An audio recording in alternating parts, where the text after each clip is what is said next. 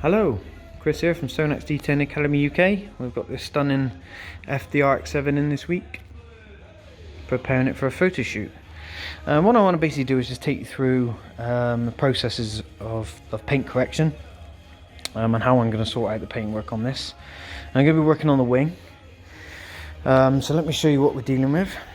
As you can see, the old trusty scran grip. We've got quite a lot of micro scratching, which is easily removed, but there are a lot of medium to deeper marks and some deeper scratches as well, all from leaning into the engine bay by the looks of it. Not quite so bad over here, so definitely concentrated here.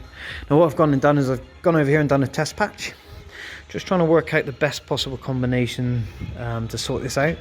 You can see there's still some micro scratching, but I haven't finished that up yet. It was just to try and work out the fastest possible way that we can sort this out, but importantly leaving the most clear coat we can possibly leave, because it's important to leave as much clear coat as we can, just so that we can revisit in the future if it's needed. So we might have to leave some deeper scratches in there just to future proof it, so that if there are some light scratches introduced further down the line, we know that we can sort it out. So my plan of attack, after trying a few combinations, I've decided to go with our SONAX Profiline X-Cut 5.5 cut 5 gloss, and what I found is I'm going to be using that. Best possible combination I found was using it on our SONAX hybrid wall pad, which I've got here on a Flex XFE corded. Nice smooth machine.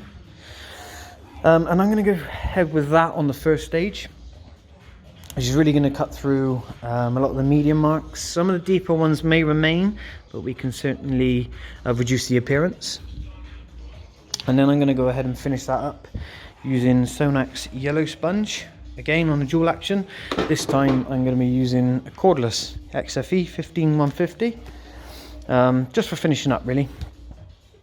And I'm going to be twinning that with our Profiline EX0406 4 cut for 6 gloss. Still reasonable wood cut. Both these polishes are for dual action.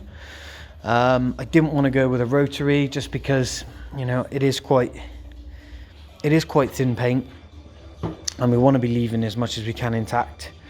So I find using a dual action is a little bit lighter. It doesn't generate so much heat. We don't stress the paint as much. As you can see, cuts 4 on this one, so still a reasonable cut for a finishing polish.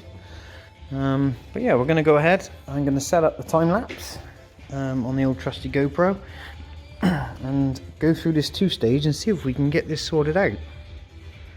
Cheers.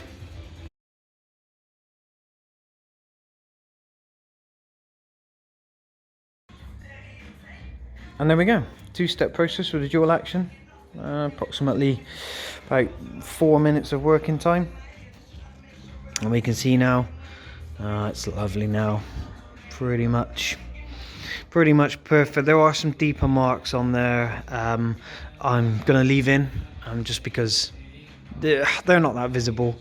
This is intense light, and we just want to leave them just so that in the future, if there are any marks or any swirl marks that are introduced back into the finish, we know that we've got a bit left to sort them out.